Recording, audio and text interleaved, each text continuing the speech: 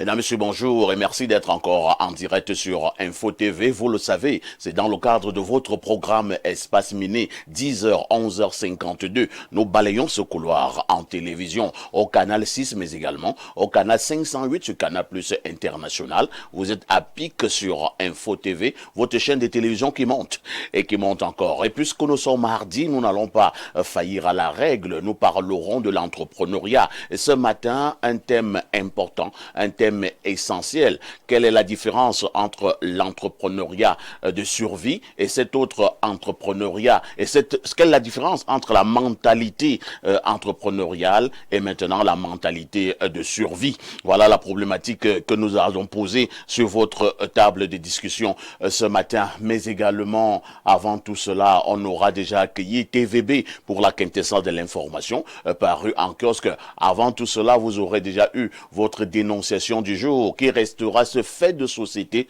qui vous énerve. À notre niveau, nous avons le courage de poser ce fait sur notre table pour proposer quelques esquisses de solutions. Le canal 6 et le canal 508 sont justement à votre disposition parce que vous regardez Info TV. Vous êtes des téléspectateurs privilégiés. Et je commence par accueillir ces invités qui nous accompagnent ce matin. Monsieur Brice Manding, bonjour. Comment vous allez? Très bien, grâce à Dieu. Je souligne que vous êtes président KUFA Cameroun. Ça veut dire quoi? KUFA, c'est Central Única das Favelas. Tout simplement, c'est une organisation brésilienne qui fait dans l'inclusion sociale, l'entrepreneuriat social et travaille dans le secteur de l'environnement. Nous sommes dans 70 pays et depuis 2 ans, nous sommes exactement au Cameroun pour mener à bien nos missions. Et ça se passe bien? On essaie de maintenir le cap. Vous vous êtes adapté? On s'adapte. Vous parlez de l'entrepreneuriat. Il faut que les gens sachent aussi que les ONG, c'est une forme d'entrepreneuriat, mais plus du volet social. Plus du volet social. Oui. Merci d'être parmi nous ce matin. En face de vous, nous accueillons une dame. Il s'agit de Joanna Don Ambassa. Bonjour Joanna. Bonjour, parfait. Mais votre nom est particulier, hein? Joanna Don Ambassa. Ambassa, c'est Yoana. Yoana. Bien sûr. Yoana. Oui. Don Ambassa. Oui. Vous êtes espagnol? Non. Camerounaise. Équato-guinéenne? Camerounaise 100%. Et ce nom, ça veut dire de quelle ethnie au Cameroun? Yoana Don particulièrement, je ne sais pas. Ça, c'est mon père qui l'a choisi. Don Ambassa, c'est Vimba Minubu. Ah, Don Ambassa. Bien sûr. Ah, d'accord. C'est particulier, hein? Merci beaucoup. Et je souligne que vous êtes chef d'entreprise dans le domaine de la cosmétique. Bien sûr. Ça se passe bien? Très bien. Actuellement, nous sommes basés aux États-Unis. Et là, je suis au Cameroun, bien évidemment en vacances, et pour tâter le terrain et voir comment envoyer mon business ici au Cameroun. C'est vous qui passez le temps à décaper les femmes africaines? Pas du tout. Moi, je suis dans le monde de make-up, par exemple, les rouges à lèvres, make-up, voilà. Je ne suis pas dans le maquillage, décapage de la peau, voilà. Là, c'est pas mon domaine, pas du tout. Et pourquoi? Parce que je présume que la peau de la femme est sacrée. Je présume aussi que décaper la peau apporte des problèmes de santé à la longue, donc il faudrait préserver notre corps, notre peau. Donc je ne suis pas de ce domaine, je suis plutôt du domaine où faire ressortir la beauté de la femme. La beauté Pas de la décaper, femme. Non. Pas de la décaper. Bien sûr. Il paraît que les Camerounais aiment les femmes à la couleur du taxi, hein? Là, je ne sais pas. C'est pas moi de juger. Je ne sais pas du tout. Ah, c'est un homme qui vous parle. Ok, d'accord. Yoana Don Ambassa, merci d'être parmi nous Merci ce matin beaucoup. pour déminer l'espace. Et nous accueillons ce vieux de la vieille qui est parmi nous ce matin. Il s'agit de Ibrahim Maxime Julien. Bonjour Ibrahim. Bonjour El Perfecto, bonjour au quota de modérateurs, bonjour à tous les co-panélistes de ce matin, bonjour à tous les millions de téléspectateurs qui nous suivent. C'est un très grand plaisir d'être avec vous ce matin.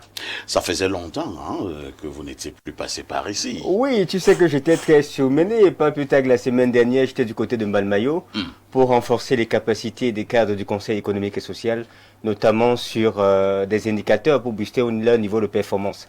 Et il y a une histoire qui m'a fait rire pendant qu'on renforçait leur capacité. C'est que d'entrée de jeu, tous c'était mes parents. C'est-à-dire ils avaient l'âge de mes parents. Et il y avait des majestés à l'intérieur de ceux qu'il fallait former. Et donc à un moment, je commence à donner les devoirs. Et je salue d'ailleurs tous les membres du Conseil économique et social par là. Je commence à donner les devoirs et sa majesté se fâche. Et il me dit que c'est même quoi, dites les choses que tu as, ne dirons pas, non. Et on a dû lui expliquer l'intérêt du jeu, d'être formé en gestion de temps, d'être formé sur la confiance en soi, la connaissance de soi, et puis booster les performances collectives et globales de l'organisation. Et par la suite, je vous assure, Sa Majesté est resté en salle. On dit c'est fini, il dit qu'il reste en salle, il fait les devoirs et les TPE. Et ça a été très très pratique. Je leur ai dit merci spécialement parce que quand j'ai lu le rapport de cette mission-là, ils m'ont octroyé une note parce qu'on fait l'évaluation de la performance du formateur, une note qui allait entre 17,5 et 19, c'est-à-dire à la moyenne j'étais à 18 sur 20 et je leur dis merci. Donc je vous aime beaucoup, continuez de m'aimer davantage. De toutes les façons, lorsque vous voyez ces invités presque permanents sur le plateau, ce n'est pas de la gnognotte, hein?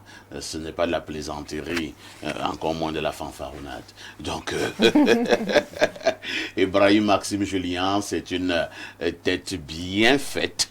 Et pour cela, nous vous disons bravo. Merci. Si on était à l'école primaire, on allait applaudir pour vous. Hein. En face d'Ibrahim Maxime Julien, Alain Douk, bonjour. Bien le bonjour, parfait. C'est un plaisir d'être là une nouvelle fois ce matin pour ce mardi entrepreneuriat. Je salue les nouveaux visages que nous avons sur le panel ce matin. J'ai justement ma sœur Jumba Meyenougou qui est là, ça fait 2. Une affaire de tribalisme. Ouais, super, ça peut arriver de temps en temps. Discours haineux. Je salue de même nos millions de téléspectateurs à travers le monde. C'est un plaisir d'être là et j'imagine que c'est un plaisir aussi pour les nouveaux visages d'être là pour la première, j'imagine, sur ce grand et prestigieux plateau dirigé par Fer ici. Je salue notre grande rédaction, je salue nos techniciens de l'ombre que vous ne voyez pas et le top management de ce média qui n'arrêtera pas de monter.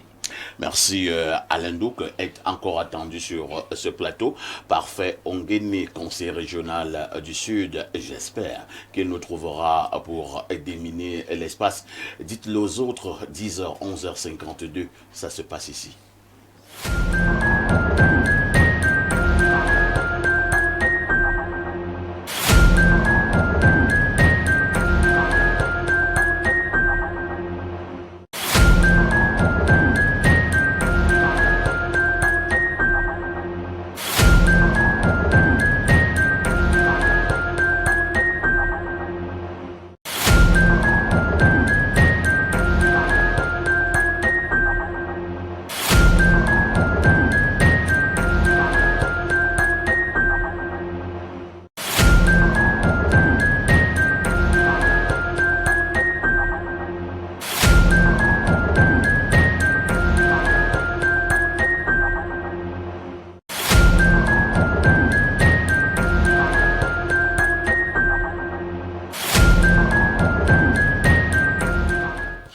Vianney-Bia, bonjour. El Perfecto, bien le bonjour. Bonjour également à votre panel ce matin. Bonjour à nos millions de téléspectateurs qui nous regardent. Toutes mes excuses pour ma voix qui n'est vraiment pas au top aujourd'hui. Un peu de whisky? Non, pas de whisky, la poussière. Le Dontol? La poussière. Ah, d'accord. La poussière. Vous habitez dans des quartiers difficiles? Très difficile. Un jour, ça va aller. Hein. Oui, ça va aller. Il faut toujours garder espoir. Oui, l'espoir fait vivre. Par moments, nous avons grandi et forgé notre vie dans l'humilité, habituellement dans l'humiliation. C'est ça. Mais un jour, on a atteint le firmament. C'est de ça qu'il s'agit. Ah, le firmament. Ah, le firmament.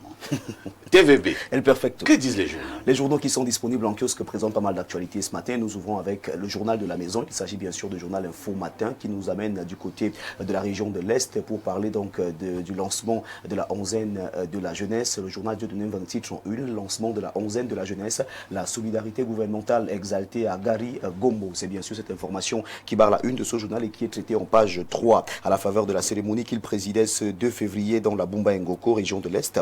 Le Minjek Mounouna Foutou a rendu un hommage appuyé au Minfopra Joseph Lé, non moins membre du comité de pilotage de la plateforme de la région et au secrétaire d'État au MINTP en charge des routes, Armand Jodom. Un acte fort qui démontre à suffire que l'encadrement des pupilles de la nation est un devoir qui incombe à tous. Le journal de Dieudonné Mvang numéro 1960 de ce mardi 3 février 2026 revient donc sur cette solidarité gouvernementale gouvernementale. On parle du lancement de la onzaine de la jeunesse avec Cameroun Tribune, le quotidien bilingue gouvernemental qui est disponible en kiosque et qui nous fait donc savoir que parlant de la fête de la jeunesse, c'est le top départ. Le coup d'envoi des manifestations de la 60e édition a été donné hier à Garigombo, dans la région de l'Est, par le ministre de la Jeunesse et de l'Éducation civique, Mounouna Futsu. La onzaine de la jeunesse et ses nombreuses activités vont ainsi conduire à la grande célébration du 11 février prochain à travers le pays. Ce sont des pages spéciales qui sont présentées ce matin de la page 14 à la page 15 du journal que gère Marie-Claire Nana. On parle également MTN Elite One avec ce journal, les buteurs déjà au rendez-vous. C'est bien sûr l'information qui est à lire de la page 30 à la page 31. 27 buts ont été inscrits en 2 journées et 4 joueurs mènent le classement des buteurs avec 2 buts chacun. Nous restons au championnat MTN Elite One avec le journal Le Jour d'Aman Mana qui en pied une revient donc sur les leçons de la deuxième journée. Information à retrouver en page 9. Banque mondiale, le Cameroun pourrait perdre 90 milliards de francs CFA. Une émission de revue à mi-parcours de la Banque mondiale sur le projet de gouvernance locale et des communautés résilientes se tient du 2 au 6 février 2026. Et si on faisait un tour du côté de Douala ce matin, une fois encore, avec Mutation de Georges Alain Boyomo qui parle du port de Douala, l'impasse au scanner à cause du conflit des compétences et d'intérêts, la chaîne de traitement de scanning des conteneurs de marchandises en proie à un bicéphalisme connaît de sérieux dysfonctionnements depuis des semaines, lesquels mettent en péril les entreprises industrielles, l'économie nationale et l'image du Cameroun. Le cri de détresse et la main tendue du syndicat des industriels du Cameroun sont à retrouver ce matin en page 7 de ce journal. Le Point parle des Boulganzanga pour revenir sur cette affaire du scanning au port autonome de Douala. SGS, Minfi, primature, présidence de la République et Boulganzanga pointe donc en une ce matin ce journal. Le conflit autour du contrat de scanning des marchandises est loin d'être un simple différent contractuel ou encore un débat technique sur le scanning portuaire. Cette affaire est donc à retrouver ce matin en page 11 du journal Le Point. Scanning des conteneurs au port autonome de Douala. Le Tricam dénonce une situation ruineuse et c'est la nouvelle expression qui nous le dit ce matin en page 6. Littoral, plus de 300 000 cartes électorales abandonnées. Le constat est fait par ce journal en page 2. Et puis il y a un gang de malfrats démantelé. C'est bien sûr la nouvelle expression qui nous le dit ce matin en page 4. Le messager de Fepius Ndiawe parle de conformité pétrolière. Le clean sheet dit 3 Energies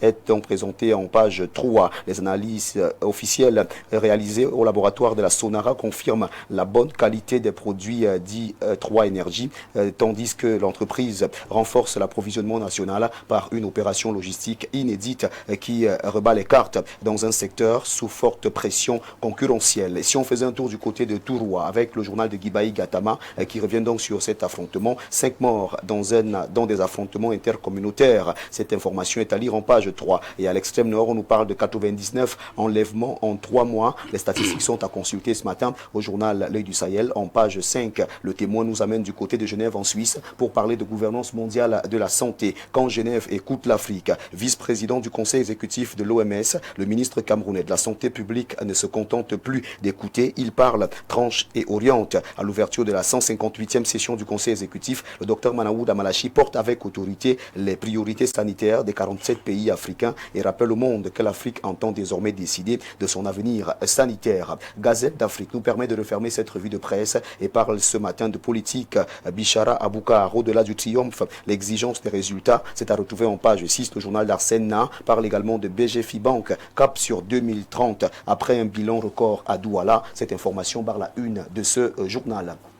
Eh bien, mesdames, messieurs, c'est avec le journal Gazelle d'Afrique que nous refermons donc cette revue de presse Acte 2 sur Info TV ce mardi matin. De votre aimable attention, infiniment merci. Et merci de toujours choisir Info TV pour vous informer. Merci, El Perfecto. Merci, TVB, pour cette brillante revue de la presse, la quintessence de l'information parue en kiosque au Cameroun. Oui. Il ne me reste qu'à te souhaiter une excellente journée. Très bonne suite d'émission à vous. On se dit à demain 10h. Avec le même plaisir. N'oublie jamais de mettre le Seigneur au centre de ta vie. C'est de ça qu'il s'agit.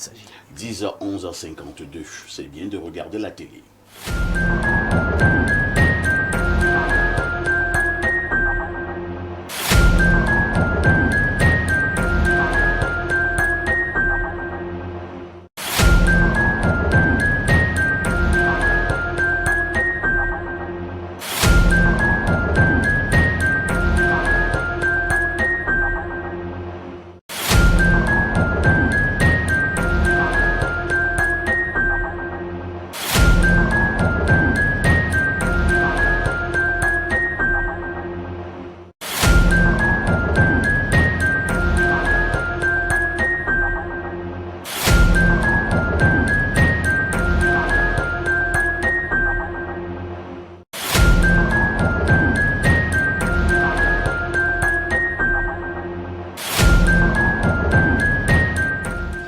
Parfait Ongene, bonjour. Oui, bonjour Parfait, bonjour Mbombo.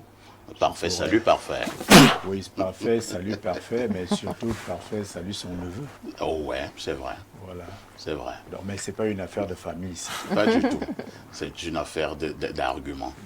D'accord. Je souligne à l'endroit de nos téléspectateurs pour la culture générale que vous êtes un homme politique, vous êtes conseiller régional du côté du Sud.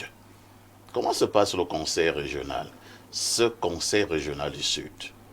Non, le conseil régional n'a pas un statut particulier. Du Sud n'a pas un statut particulier. On a eu l'impression. Ce sont les conseils du Nord-Ouest et du Sud-Ouest qui bénéficient d'un statut particulier au gré des réformes proposées dans le cadre du comment se national. porte donc le président du conseil régional du Sud, M. Gervendo?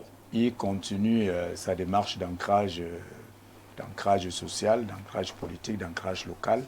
Parce que vous savez, pour diriger une institution de ce niveau-là, il faut être adoubé par les populations, il faut être adoubé par les forces vives, il faut être adoubé par l'ensemble des structures qui devraient normalement participer dans le portefeuille des partenariats pour impulser ce développement régional et local.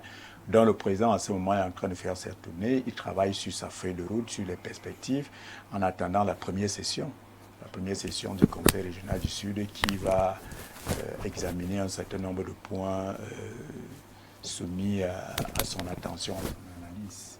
Est-ce que c'est un président serein lorsque nous savons quand même qu'il a été convoqué au niveau du Conseil des disciplines du parti, le RDPC, il y a quelques jours?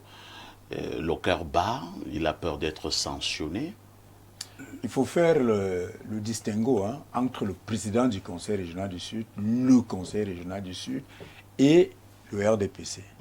C'est-à-dire qu'il ne faut pas mélanger ces deux choses-là. On risquerait de faire des Mais le président du Conseil régional du Sud est membre du RDPC. Le président du Conseil régional du Sud a le soutien de tous les conseillers régionaux du Sud. Ça veut dire qu'il a également le soutien, le représentant de l'État. Il a aussi le soutien du Conseil de discipline du RDPC? Non, ça c'est le militant. C'est le militant. Le militant risque d'être frappé. Non, bon, le militant peut être frappé, mais ce n'est pas le président qui est frappé. Donc je voudrais faire cette nuance-là, il faudrait qu'il y ait cette distinction parce que le Conseil est républicain. Par contre, le RDP, c'est une association. Alors c'est le militant, le président des sections. C'est cette manière de parler là qui énerve les caciques du RDPC. Non, il faut... Vous dites que le Conseil est républicain et le Conseil des disciplines et le RDPC est une association. Oui, mais il faut comprendre que nous parlons du président du Conseil régional, c'est-à-dire que M. Ndou Gervais, président de section, c'est lui qui a été convoqué par les conseils des disciplines du RDPC. Nous attendons les conclusions et nous ne ferons aucun commentaire ni tendancieux et nous n'avons pas de velléité là-dessus. S'il est exclu du parti, pas de commentaire. C'est le militant du RDPC. Ça, c'est le militant du RDPC face à sa hiérarchie, face à la hiérarchie du RDPC. Comme moi, je suis président de section également, je peux être confronté à une difficulté au sein du parti. Ça n'engage pas ou ça n'entend pas ma carrière en tant que conseiller régional. Donc je voudrais qu'on fasse cette distinction-là pour dire que le président du conseil régional est serein, il travaille, il a le soutien de son bureau, des conseillers régionaux, il met en place une administration, une nouvelle dynamique dans sa vision de CAP 2030, Sud CAP 2030. Maintenant, le président de section RDPC et Bolova, Centre 2, c'est tout autre chose. Nous souhaitons bonne chance au président du Conseil régional du Sud, M. Éric Gervendo. Il lui faudra beaucoup de chance, beaucoup de courage, un tout petit peu de témérité et même de chance aussi. Lorsque nous avons dit cela, on va passer la parole à Alain Douc. Alain Douc, la dénonciation de ce matin. Pour ce matin, je voudrais dénoncer cette espèce de criminalité dans son paroxysme. Ce satanisme qu'on observe dans une certaine élite. Élite politique, élite des places économiques, financières, élite technocratique, élite artistique. Justement, il y a quelques années, quand je publiais sur mes comptes de cette époque pour dire que la situation était grave, on est dans les années 2018.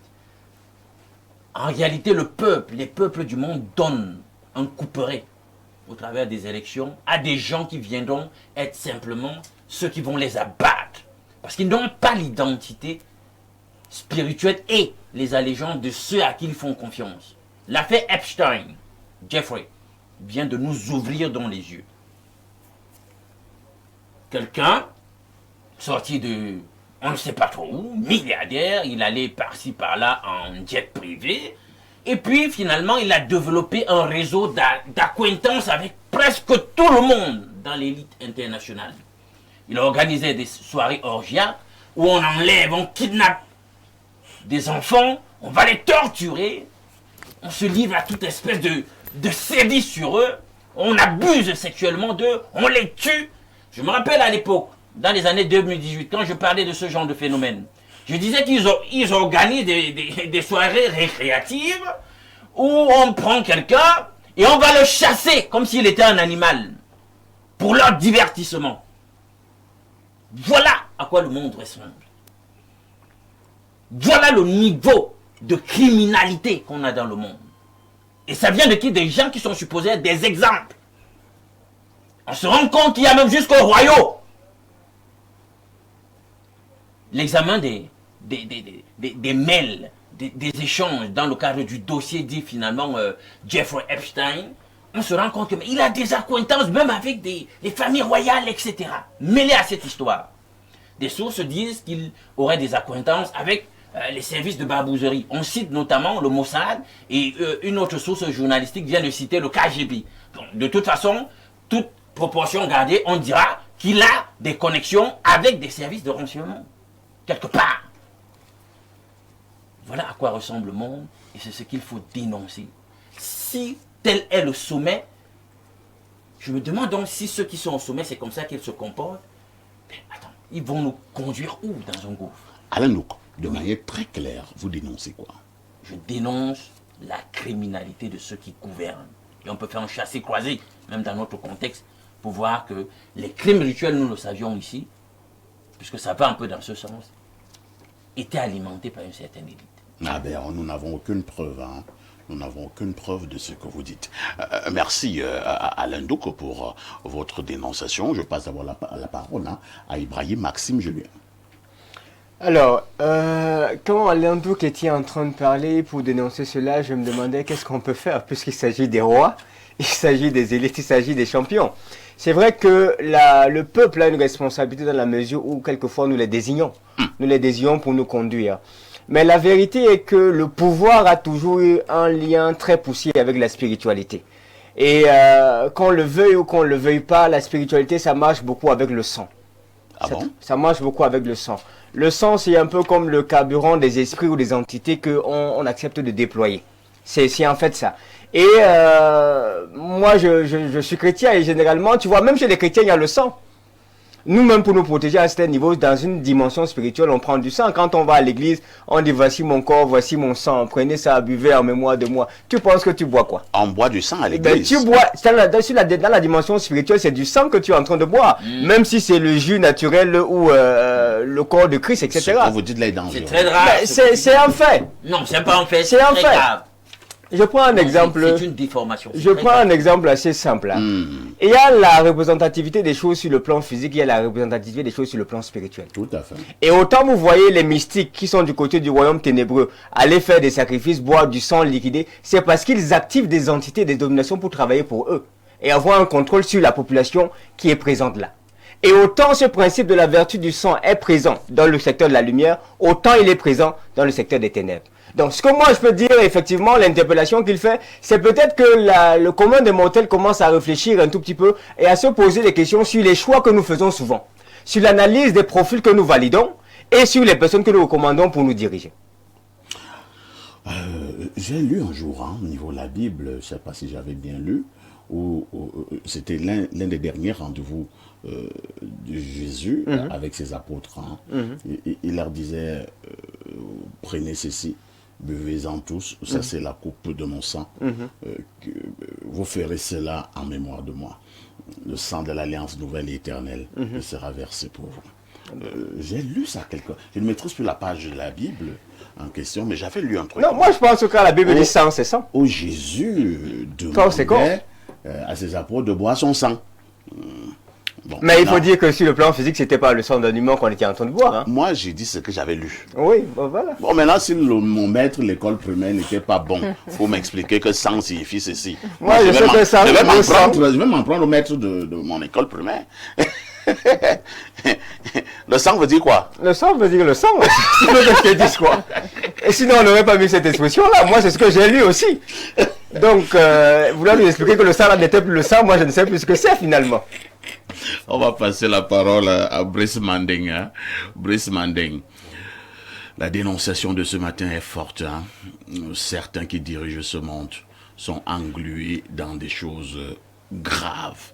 On parle du satanisme. Votre réaction?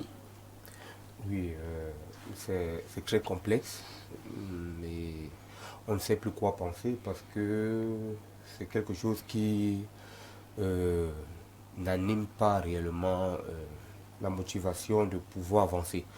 Dans quel sens je le dis? Dans le sens où si nous avons des dirigeants qui sont victimes, ou bien, parce qu'on peut dire c'est une cabale, qui sont complices de ce genre d'actes, nous sommes dans, vous voyez, je suis un peu dans l'émotion de quoi penser.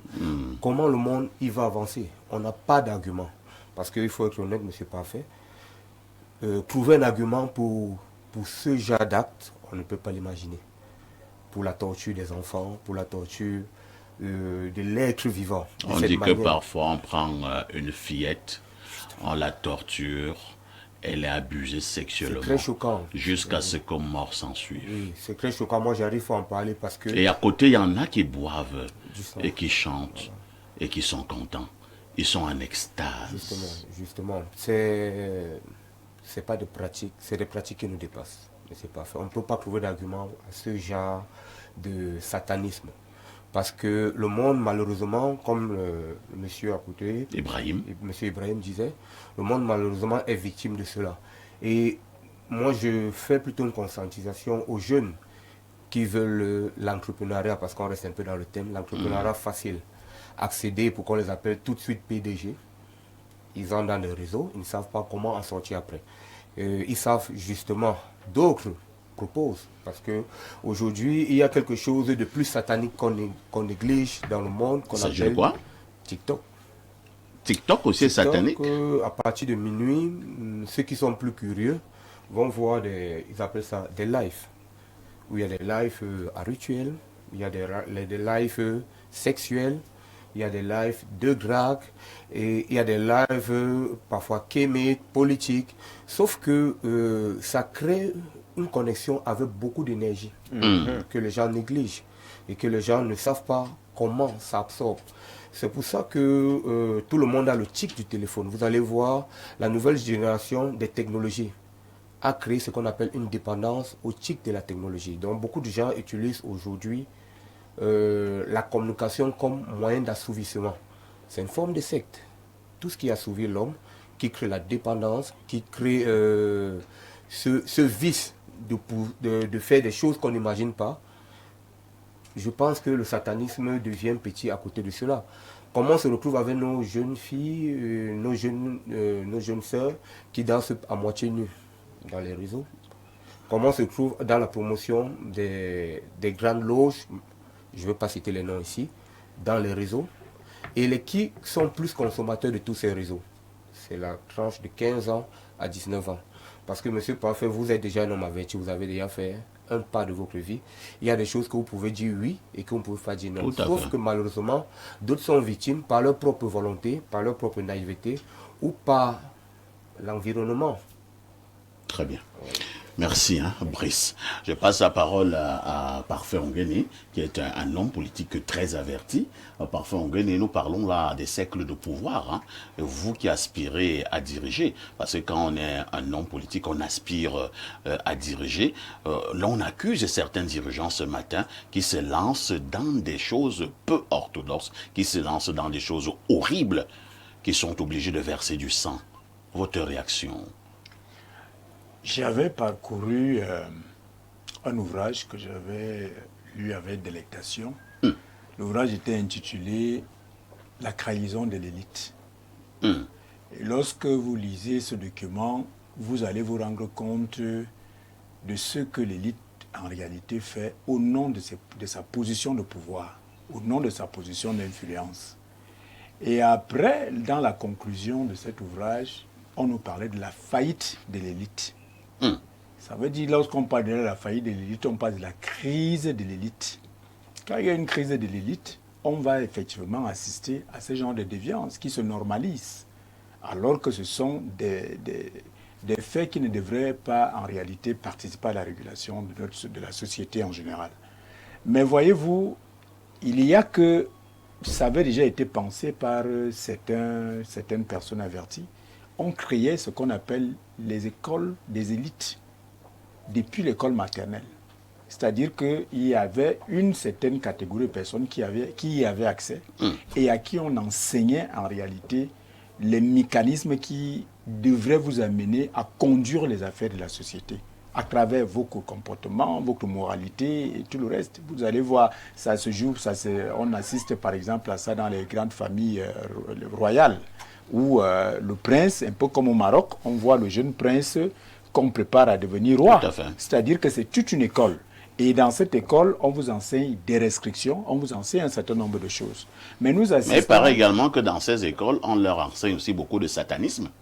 Bon, avant d'arriver au niveau du satanisme, il faut dire que nous assistons finalement, depuis l'avènement de ce qu'on a appelé les puissances émergentes. C'est-à-dire que nous sommes partis du statocentré vers le multicentré, du polarisme vers le multipolarisme, du latéralisme vers le multilatéralisme. En réalité, on veut dire que toutes les énergies et toutes les forces doivent désormais être prises en compte dans une plateforme de fonctionnement, qu'ils soient hétérogènes ou pas.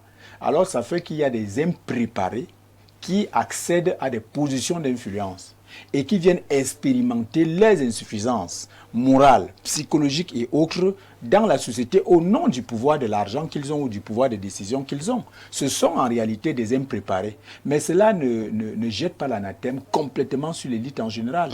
C'est-à-dire que ça, ce sont des marginalisés. C'est-à-dire qu'il y a parmi les... C'est aussi marginal encore que ça? Non, je dis ceux-là qui affichent ces comportements, ce sont des marginalisés. C'est-à-dire que ce sont ceux qui, en réalité, n'appartiennent pas à la crème que nous recherchons, à l'idée honorable que nous avons de l'élite, de ceux qui peuvent nous diriger. Mais il y en a qui ont profité de quelques passerelles, de quelques facilités pour accéder à des positions de pouvoir pour lesquelles ils n'étaient pas destinés en réalité. Et ce sont ceux-là qui viennent donc expérimenter ce qui n'aurait pas dû être expérimenté à ce niveau de pouvoir. C'est un peu comme quelqu'un qui disait: lorsque vous êtes un chef, vous n'avez pas besoin de rappeler à vos collaborateurs que vous êtes chef ou de poser des actes pour leur démontrer que vous êtes chef. Si quelqu'un le fait, c'est quelqu'un qui est impréparé. Or, il y a des chefs qui sont humbles, qui discutent avec les collaborateurs. Il y en a qui ne le font pas. Alors, vous voyez, cette différence-là traduit quelque chose, c'est qu'il y a des impréparés et il y a des préparés. Or, nous assistons aujourd'hui... Oui, nous citons en disant que nous assistons donc aujourd'hui à quoi? À ce que les impréparés ont pris d'assaut le système de gouvernance mondiale. Est-ce que ce n'est pas ce qu'on appellera tout simplement... Est-ce que ce n'est pas ce qu'on appellera tout simplement le nouvel ordre mondial qui dicte sa loi? Il y a une tendance qui voudrait que le nouvel ordre mondial soit orienté vers là. Mais je vous dis que on ne peut pas fonctionner dans... Pour certains, le nouvel ordre mondial, c'est tout simplement l'abomination du satanisme. Non, ce sont des impréparés, des personnes non habilitées qui sont arrivées à des positions pour lesquelles ils n'étaient pas destinés et ils ne devraient pas être là. Donc, je vous ai pris un exemple dernièrement, je suis pas là, en vous disant que moi j'avais parcouru l'ouvrage de Pascal Issouba, un ancien président, chef d'État, qui avait théorisé sur la décentralisation. Et là, il avait hiérarchisé le leadership. Il disait qu'il y a un leadership local, un leadership départemental, un leadership régional, un leadership national. Mais vous allez voir que quelqu'un qui a en réalité les composantes intrinsèques d'un leadership local va se retrouver au niveau national et va commencer à déployer le leadership local au niveau national. Vous allez trouver par exemple dans un ministère où quelqu'un arrive là, finalement c'est tout son village et sa famille qui se trouvent là. Ça, ce sont des impréparés. Oui, ce sont des impréparés. Celui-là devrait être maire dans sa commune et non ministre. Alors c'est de ça que je vous passe à dire qu'il y a des confusions et il y a de l'impréparation. C'est compris. Yohanna Don Ambassa, ça tombe bien parce que vous êtes parmi nous ce matin, pas parce que vous êtes experte en la matière, mais parce que vous êtes une femme. Et il paraît que dans cette manière de faire, vous les femmes, vous êtes les plus touchées, hein, et surtout les petites filles qui subissent des abominations pour un certain nombre de rites, ainsi de suite, ainsi de suite. Quel est le langage de la femme que vous avez ce matin face à ces abominations? Le langage de la femme que je vais donner ce matin, déjà, c'est la femme et la jeune fille aussi en général, qui est aussi de dire qu'aujourd'hui, dans cette société, nous avons des femmes, des jeunes filles qui veulent ce qu'on appelle la vie facile. Et en voulant trop chercher la vie facile, on se retrouve dans des milieux, dans des couloirs où on n'était pas supposé être. Et on est obligé de subir certaines violences ou alors certains rituels qui ne sont vraiment pas catholiques, qui vraiment détruisent la femme et la jeune fille. Aujourd'hui, la société va de mal en pire. On apprend à chercher aux gens la vie facile, on apprend aux gens à ne pas travailler de leurs propres mains. Parce que par exemple, à l'époque, je vais dépendre de mon parent, quand moi, mon père vivait encore paix à son âme, il me disait souvent qu'à l'époque, on allait au champ, on cultivait la terre, on faisait ceci. On disait souvent que quand la ville n'a pas donné, on rentre au village. Et la terre ne trahit jamais. Hein. Bien sûr, la terre ne trahit jamais. Donc aujourd'hui, de nos jours, nous avons même déjà des parents qui incitent la femme, même la jeune fille déjà, à faire des choses vraiment qui ne sont pas catholiques. Quand on voit une jeune fille, par exemple, en classe, je sais pas, de seconde terminale, qui ramène un certain montant à la maison, on ne cherche pas à savoir d'où est-ce que ce montant vient, on ne cherche pas à savoir où est-ce qu'elle a pris. Moi, j'ai vu des mamans qui sûr. disent à leur fille de 16 ans qu'à ton âge, je m'occupais d'elle, mes petits Bien frères. évidemment, on a beaucoup de mamans. C'est pas une manière de pousser la fille à aller dehors? Bien sûr, c'est une bonne manière même de la pousser à aller dehors. Parce qu'en faisant ça, elle se dit, je veux faire plaisir à ma mère, je veux faire plus que ma mère. Ma mère met la pression sur moi, il y a la pression de la famille. À un certain âge, on dit à la jeune dame, tu n'es pas encore mariée, j'étais déjà chez ton père à ton âge, je faisais déjà, si j'avais déjà des enfants. Et elle, déjà, ça joue un problème psychologique dans sa tête. Donc, en ce moment, la jeune fille se dit, je vais aller dehors, aller chercher, quel qu'on soit ce que je vais trouver, les conditions, je vais aller chercher. Maintenant, quand elle se trouve dans un endroit où il n'y a pas marche arrière, elle est soit obligée de foncer, si elle a, comme on dit, le cardio pour foncer, ou dans les pires des conditions, elle se retrouve à la morgue. Et majoritairement du temps, elle va se retrouver à la mort. Donc, moi, déjà, je dis, le problème est un problème de base de fond qui est déjà à la maison. Quelle est l'éducation que nous, les mamans, donnent à leurs enfants? Qu'est-ce qu'elles prônent en fait pour leurs enfants? Quel est l'avenir de demain? Et la femme, comme on dit, elle est elle porte, elle est la mère de l'humanité. Donc si déjà on a la jeune fille à la maison qui ne sait pas les valeurs d'une femme, qui ne connaît pas ce que c'est que sa dignité et garder sa dignité, on va aller de mal en pire. Et ce fléau n'est pas seulement ici en Afrique, c'est partout dans le monde. Moi, à l'étranger, par exemple, où je vis quand je suis à l'université, par exemple, on avait déjà des cercles qu'on appelle des sororities, où on apprend à des personnes, que ce soit jeunes filles, garçons, tout le monde, à entrer dans des cercles sectaires pour te dire que demain, après-demain, quand tu vas chercher le boulot, dès que tu montres seulement ta pancarte, tu as le boulot facilement. Nous autres, ne vont pas faire ce genre de choses, on va avoir des difficultés à avoir du boulot. Quand on regarde ton CV, s'il n'y a pas sorority, mais tu vas aller de mal en pire seulement pour avoir un travail. Donc, ce qui fait que ce genre de choses est déjà appris dès la base, dès le bas âge. Et on normalise cela aujourd'hui, ce qui fait en sorte que le monde continue seulement à dévier. C'est vrai qu'au niveau des établissements scolaires, hein, je ne sais pas si ça existe encore, il y a certaines associations de ce côté, j'oublie volontairement le nom de ces associations. Au lycée, on vous dit que vous êtes dans ceci, c'est une association. Et à l'université, la même association existe également. On m'a fait comprendre que c'était des associations où on vous préparait à être des grands sectaires.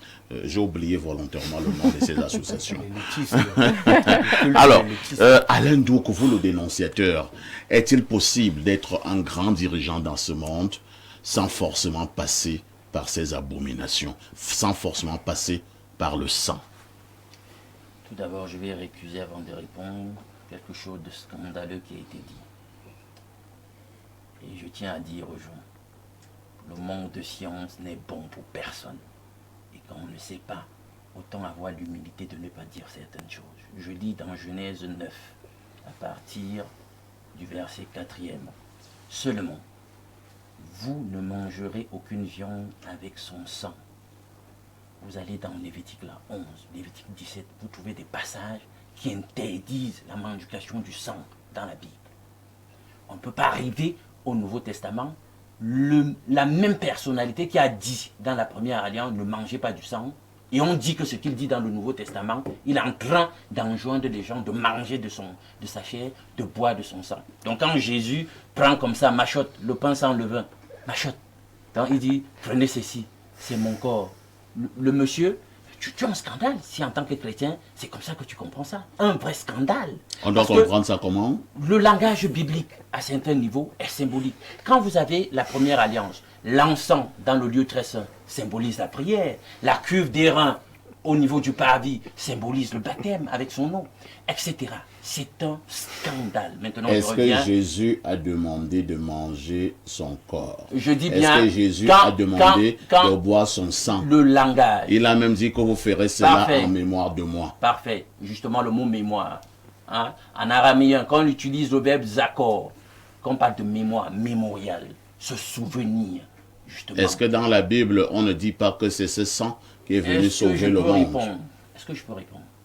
Mémorial, c'est pour donc mener une activité mentale de mémoire. Il faut, au travers d'un certain nombre d'emblèmes, entretenir la mémoire. En le faisant, vous rappeler qu'il s'est passé ceci.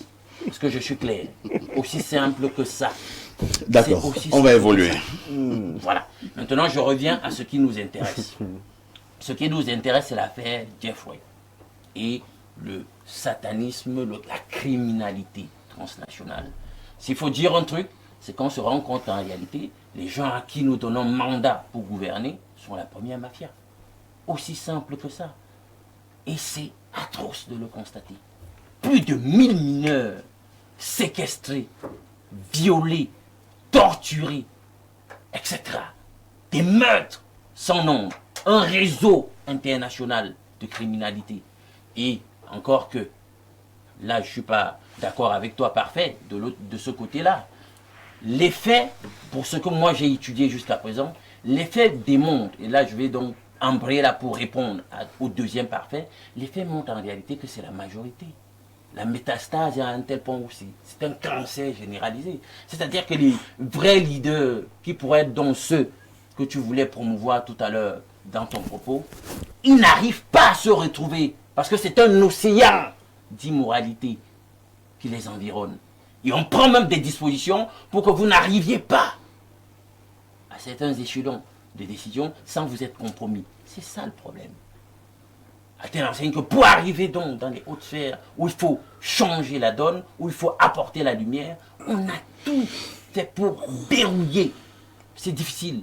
De ce que je sais, c'est que c'est les ténèbres en réalité qui tendent à l'emporter, mais il ne faut pas perdre espoir. Justement, par une telle dénonciation, en cherchant à connaître davantage sur le sujet, au lieu de fuir le sujet ou de le récuser, on peut donc le mieux s'outiller, trouver la belle ingénierie qu'il faut pour chercher à se frayer un chemin pour la lumière dans cet océan de ténèbres. C'est de ça qu'il s'agit. Et je viens donc à toi pour te dire que on ne peut pas perdre espoir, parce que, quoi qu'il en soit, si le peuple prend conscience, se réveille, il aura les âmes d'intelligence, les âmes mentaux qui permettent désormais que ses choix soient éclairés. Parce que les gens parfois sont superficiels. Quand il y a des candidatages, ils ne vont pas chercher à remuer profond dans la vie de certaines personnes, voir leurs allégeances, voir leurs passifs, voir leur moralité, etc. avant de décider que, bien, c'est celui-là à qui il faut faire confiance. Les gens, ils sont toujours dans des effets d'entraînement. Ils ne se limitent qu'au superficiel, à ce qu'on veut bien leur donner, à la propagande. Et c'est pour cela que l'ingénierie sociale prospère. Parce que les gens ne veulent pas réfléchir. On a une meute, on a du troupeau, comme disait Gustave Le Bon. Les gens ne font pas d'efforts de réflexion. S'ils réfléchissaient, la donne changerait. Merci. Allons du côté de notre messagerie qui explose comme d'habitude. Bonjour, le Viagra de la modération. Le Viagra. Et à tout ton panel, pour la dénonciation, l'enfant part de la maison pour le dehors, pour dire c'est un problème d'éducation. Beaucoup de parents aujourd'hui pensent que c'est le téléphone qui va éduquer leurs enfants. Revenons aux sources éducationnelles. C'est Boris depuis Mimboman qui nous envoie cette contribution. Bonjour parfait et à ton illustre panel. Merci pour tout ce que vous faites pour édifier le pauvre peuple camerounais, en particulier et pour les peuples du monde en général. Pour la dénonciation, je dis heureux les pauvres en esprit, car le royaume des cieux est à eux. Dès que j'ai dit ça, je ne dis plus rien. C'est Franck Elvis depuis Yaoundé. Un autre message. Hein? Que dit ce téléspectateur? Bon, apparemment c'est un message personnel. Mais moi je cherche des messages grand public. Bonjour parfait et à tout ton panel. Parfait Santana dit à Jésus, ça m'a été donné et je donne à qui je veux. Pour dire que c'est Satan qui gouverne le monde, qu'on ne vous trompe pas. C'est un veau à Yaoundé. Hein? Bon, je ne sais pas si c'est Satan qui gouverne le monde. Bonjour, le meilleur journaliste et modérateur de l'Afrique centrale. Rien que de l'Afrique centrale. C'est réducteur. Pour l'instant. Mes salutations distinguées à mon camarade Ibrahim Maxime. Cette affaire Epstein nous démontre une fois de plus que l'Afrique n'a pas de leçon à recevoir des Blancs. L'Africain doit se concentrer dans ses traditions. C'est Paquel Donald, à partir de Yaoundé, qui envoie cette contribution. Un autre message ce matin, alors que dit le téléspectateur, bonjour Perfecto, le pacificateur parfait. Le monde est livré à Satan depuis son chassement du ciel. Chacun doit prier pour son sort et servir de guide pour ses enfants. S'il te plaît, il faut demander à Alain de cesser de croire qu'il maîtrise la Bible plus que tout le monde, car il se perd dans ses explications. Big up à tes invités et surtout à mon petit Ibrahim. C'est monsieur Ben Passy depuis Aha-la-Barrière qui envoie cette contribution. J'attendais qu'il me prouve mon errance. Ce qui est affirmer sans preuve, peut être refuter sans preuve de même. Tu racontes des balivernes, c'est tout. Calmez-vous, monsieur Alain Douk. Ouais. Soignez votre langage. Vous n'êtes pas obligé de parler comme ça aux téléspectateurs. Et vous subissez ça tous les matins. Donc, il faut avoir son avis. Oui, mais il faut qu'il démontre. C'est une accusation grave. Il dit que je ne connais rien. Il faut qu'il démontre en quoi j'ai erré. Un peu de tolérance. Voilà. Vous n'êtes pas obligé d'utiliser des vocables comme baliverne, ainsi de suite. Alors, quelqu'un me dit ici bonjour au parfaitement parfait. C'est Virginie Pacifique. Oh Virginie, il fallait dire autre chose que cela. Un autre message très rapidement. Bonjour Espace Miné. Les crimes rituels, les sectes sont la cause du sous-développement du Cameroun. Les camarades de l'un de tes invités sont champions dans ça. Moi je sais donc l'un là c'est qui? Il y a Ibrahim, il y a Brice, il y a Alain, il y a Perfecto, mon homonyme. Mais je peux quand même savoir qui veut faire allusion. Il continue. Perfecto, l'inflation est de retour dans nos marchés à cause du blocus du port par les camarades parfaits Ongeni qui se battent pour le contrôle du pouvoir. C'est Gaël Adouala qui envoie cette contribution. Un autre message. Bonjour Espace Mini. Les crimes rituels, les sectes sont... Bon, on a lu ce message. Vous n'êtes pas obligé de l'envoyer plusieurs fois. On prend celui-ci. Bonjour Perfecto et bonjour à tout le panel, particulièrement à Alain Douk, mon tata, même s'il ne le sait pas encore. On peut bel et bien devenir quelqu'un de bien et de haut placé en étant intègre. C'est les suppôts de Satan qui veulent nous faire croire que c'est impossible, au point où tout le monde a peur. On va dire que le diable gouverne le monde, mais si le monde résiste encore, c'est certainement parce qu'il y a encore des âmes pures qui le combattent sans relâche. Moi particulièrement, je pense que c'est même devenu un indicateur de réussite, c'est-à-dire que tant qu'on ne m'a pas encore accusé de sorcellerie, ça veut dire que... Ça veut dire quoi? Je dois encore beaucoup travailler. C'est le jour où on commence à t'attribuer ces choses bizarres que tu comprends que tu es en train d'évoluer. S'il te plaît, Perfectinho, je veux le numéro de la dame sur le plateau. Je veux lui donner quelques conseils. C'est Black Rogers International. Black Rogers, la dame sur le plateau vous a dit qu'elle a quel problème? La dame me dit qu'elle n'a pas besoin de tes conseils. On connaît comment ça commence. Les conseils. Après, ce sera que c'est monté, c'est descendu. La dame là, vraiment. Alors, bonjour parfait, j'espère que vous allez bien. Je pense que ça se voit. Hein? S'il vous plaît, c'est possible d'avoir le numéro de monsieur Ibrahim. Appelez-moi après l'émission. Hein? Je vais vous donner le numéro d'Ibrahim. Mais j'espère que c'est pour des nobles choses. Bonjour Espace Miné, très belle émission. Bonne journée à vous. C'est Marie-Claire depuis Odia. Une dernière contribution ce matin. Bonjour parfait, très belle émission. Moi je pense que tout le monde est responsable de ce qui lui arrive. C'est Alain depuis la ville de Bafia qui envoie cette contribution. Il y a quelqu'un... alors, quelqu'un m'envoie des versets bibliques là, hein? Il me demande d'aller les lire. Quelqu'un dit ici, bonjour le plateau, lisez 2 Timothée 3, de 10 à 17 et vous comprendrez. C'est John depuis Oja. D'accord. On va donc comprendre quoi? Il fallait nous aider, hein? 10h, 11h52, une touche pause s'impose.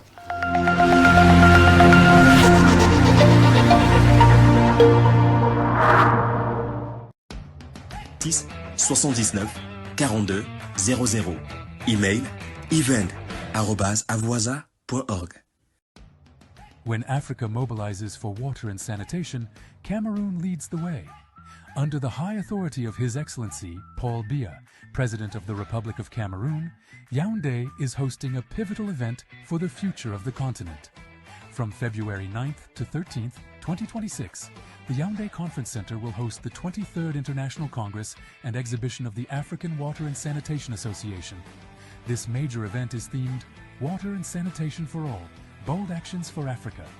5 days of discussions, solutions, and partnerships will take place through a large exhibition, symposia, expert workshops, B2B meetings, and an awards ceremony with the participation of more than 50 countries. Decision makers and stakeholders in the sector, Africa invites you to Yaoundé. Contact +2 37 6567 94200 email. event@avoisa.org. Terme d'un processus rigoureux de filtrage et d'analyse, ce qui vous permet d'étancher votre soif en toute sécurité.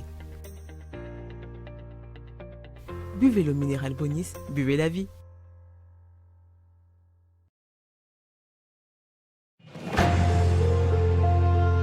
« 2030 est une année cruciale, une année importante. C'est dans 4 ans. Le Cameroun, comme les autres pays de toute l'Afrique, fait face à des défis importants dans le domaine des énergies et dans le domaine des hydrocarbures. Il s'agit pour nos pays et pour le Cameroun en particulier de trouver des politiques intégrées en matière de développement des énergies, de fourniture d'énergie aux industries et aux ménages.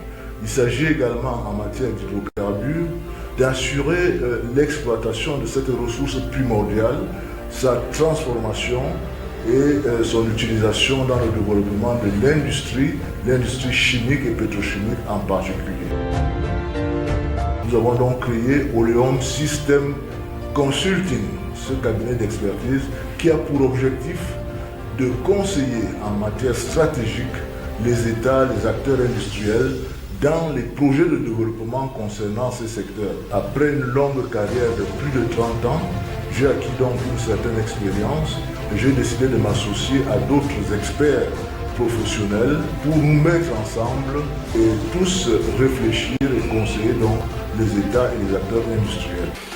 Pour toutes vos préoccupations et vos projets, contactez-nous dès maintenant.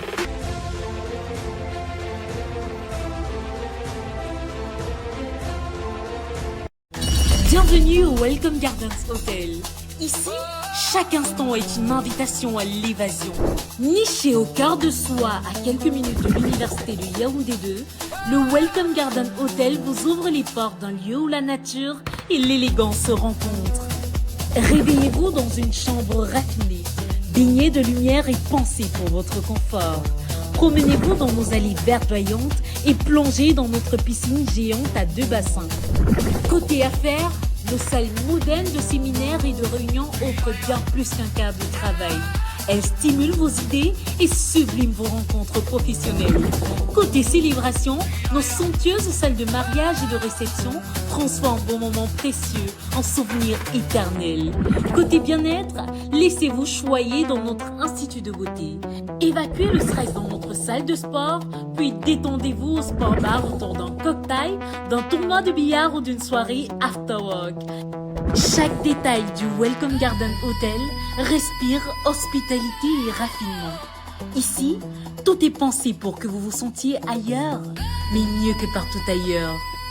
Welcome Garden Hotel, votre jardin secret. Contact 694 34 21 33 676 73 59.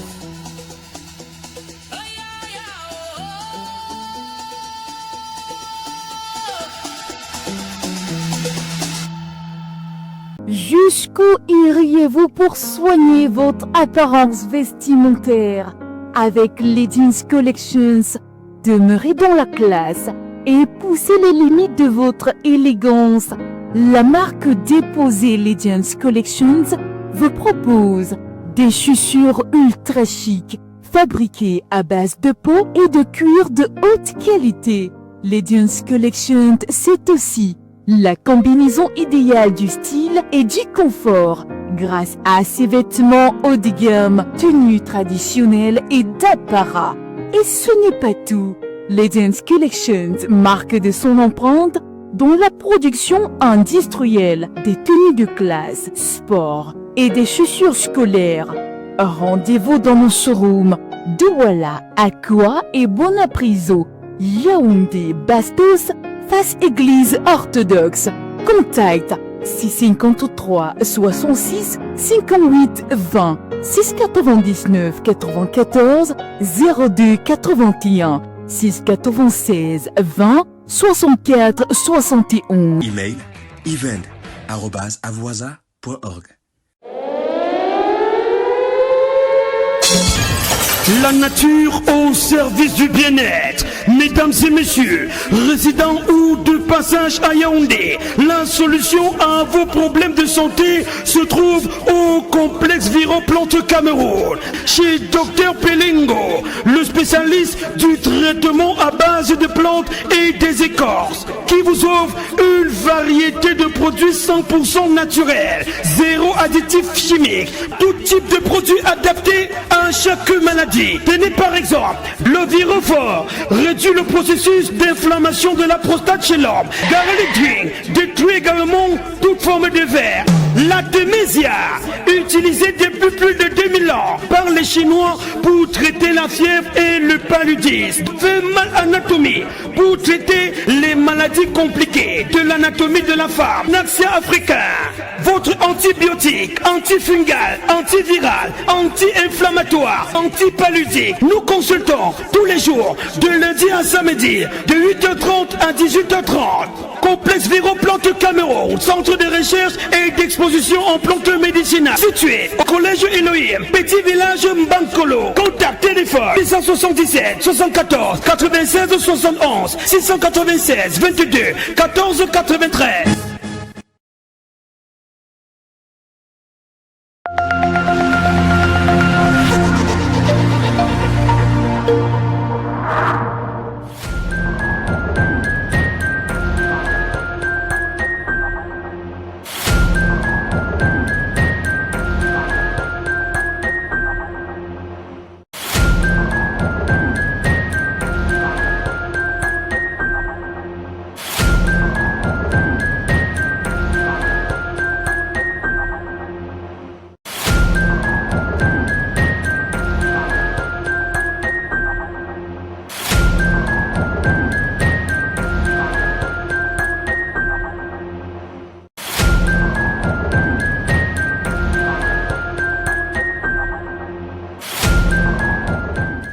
Si vous nous rejoignez à l'instant, vous avez fait le meilleur choix, c'est celui de regarder votre chaîne de télévision Info TV et surtout de regarder votre programme Espace Mini dans le cadre de Mardi Entrepreneuriat.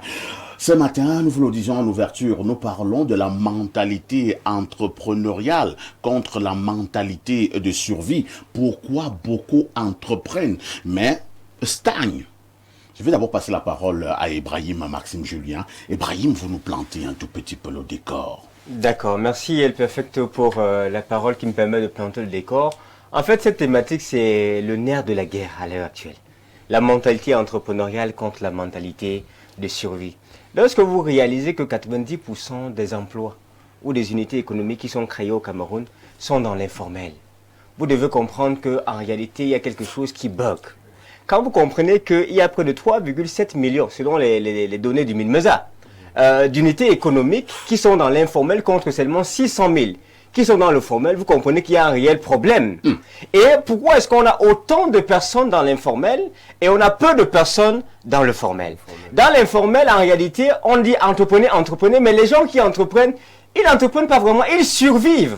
Parce que la mentalité entrepreneuriale, c'est une mentalité de croissance, c'est une mentalité de système, c'est une mentalité qui dit je vais mettre sur pied un système pour sécuriser mes marges, pour faire en sorte que le problème soit résolu ou que la croissance économique me vienne.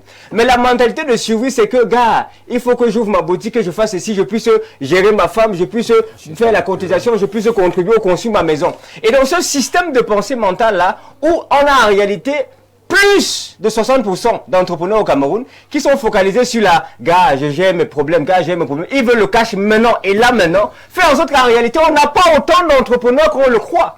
En réalité, on n'a pas autant de main mise sur le secteur économique qu'on le croit. Parce que même le MINMESA va vous dire que 97,5% de tous ceux-là, eh ben, ils n'ont pas le numéro de contribuable.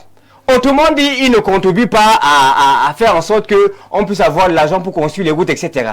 Et c'est un manque à gagner. Mais cette raison-là, la raison pour laquelle on a aussi beaucoup d'entrepreneurs qui sont dans la mentalité de survie, ils pensent qu'ils entreprennent, mais en réalité, ils survivent, ils mènent des activités pour survivre, et du coup, la destinée économique ou la croissance économique est remise en question, est le fait qu'ils répondent en réalité à un système. Puisqu'il n'y a pas de boulot, il y a tellement de difficultés, le gars se dit, bah, il faut que je lance quelque chose. Et sur le plan social, il se met à lancer quelque chose. Comme je le disais tout à l'heure, Pafa, ici, que 97% des emplois qui sont créés en termes de masse employable, ce sont les gens de l'informel qui les recrutent. Parce que celui qui est dans le formel, il dit il y a des impôts à payer, il recrute le minimum de personnes possible. Je ne veux pas regarder les grandes entreprises qui ont 2,5% au Cameroun. Et donc en réalité, quand tu vas ticker là, ce sont même pas des entreprises camerounaises, ces dividendes ressortent du pays. Je reviens sur le vrai tissu économique du Cameroun et je me rends compte qu'il y a deux mentalités actuellement sur le terrain. La mentalité de survie, gars, on fait pour gérer les charges qu'on a. Et ça n'aide pas le pays, ça n'aide pas le développement. Et on a la mentalité de croissance, qui est une mentalité entrepreneuriale, qui est une mentalité un peu plus systémique et pas de je gère comme je peux gérer aujourd'hui. Pourquoi ils stagnent? C'est parce qu'ils sont d'abord bloqués par la mentalité de suivi. Quand tu travailles pour le cash flow maintenant et que tu ne penses pas à demain, ben, aujourd'hui tu vas manger, mais demain tu pourras ne pas manger. Demain tu ne pourras pas dominer. C'est-à-dire que les entrepreneurs camerounais ne peuvent pas dominer parce qu'ils sont dans l'informel, tout simplement. Ils ont la force. La semaine dernière, on parlait de réfléchir à voir comment est-ce qu'on pouvait faire en sorte que les revendeurs deviennent des producteurs locaux. Parce que eux, ils connaissaient déjà le terrain. Ils connaissent les produits qui marchent. Ils ont la possibilité de quitter de la mentalité de survie là, pour gérer leur propre projet, aller dans une mentalité entrepreneuriale pour apporter une véritable croissance. Et ça va passer si on commence à déconstruire le positionnement de survie et qu'on commence aussi à checker les causes qui sont à l'origine du fait que la masse des entrepreneurs qu'on a au Cameroun sont dans la survie, ne sont pas véritablement des entrepreneurs.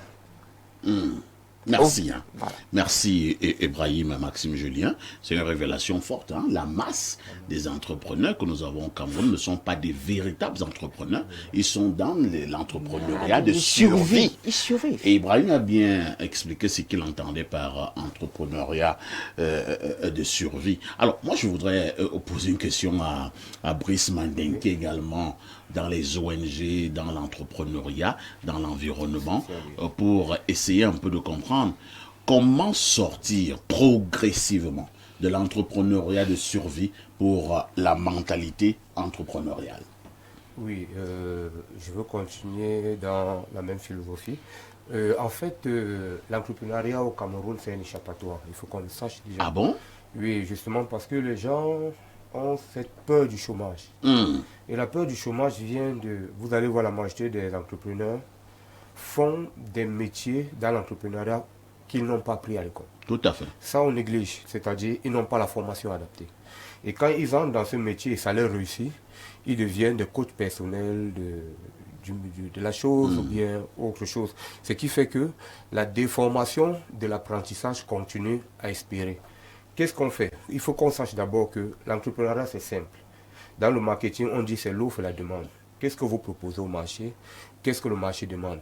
Vous faites la statistique. Si le marché demande la bouteille d'eau, vous n'avez pas besoin forcément de chercher une bouteille d'eau de 2 millilitres ou de 20 millilitres. Il faut comprendre ce que le marché donne et le produire. Pas aller acheter pour le revendre. Ça, c'est du commerce. C'est ce qu'Ibrahim a passé le temps à expliquer ici avec d'autres termes, en disant que lorsqu'on est entrepreneur, on a d'abord à cœur de résoudre un problème. Donc, ce qui N'est-ce fait pas, que... Ibrahim? Oui, Vous voyez que moi-même, j'applique tes cours. Ce qui fait que le citoyen, restons, comme on dit, restons toujours basiques dans l'explication. Ce qui fait que le citoyen camerounais confond littéralement le commerce et l'entrepreneuriat. Parce que l'entrepreneuriat, on ne fait pas d'entrepreneuriat sans investissement sur le long terme. C'est pas possible. C'est des mots truqués. Le commerce, c'est j'achète, je vends. Et c'est ce qu'on a au Cameroun. Et quand on fait des stats où on dit il y a 87% d'entrepreneurs qui font, c'est faux.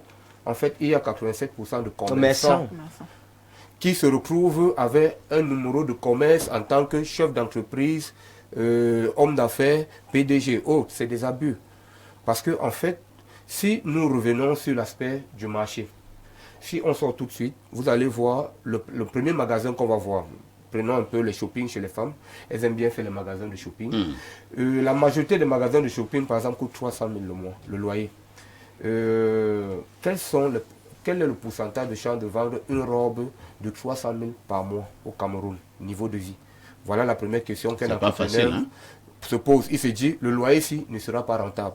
Quand je vais sur les impôts et taxes, quels sont, on appelle encore ça quoi, le revenu sur les impôts de loyer me reviendra annuellement que l'État va me prélever.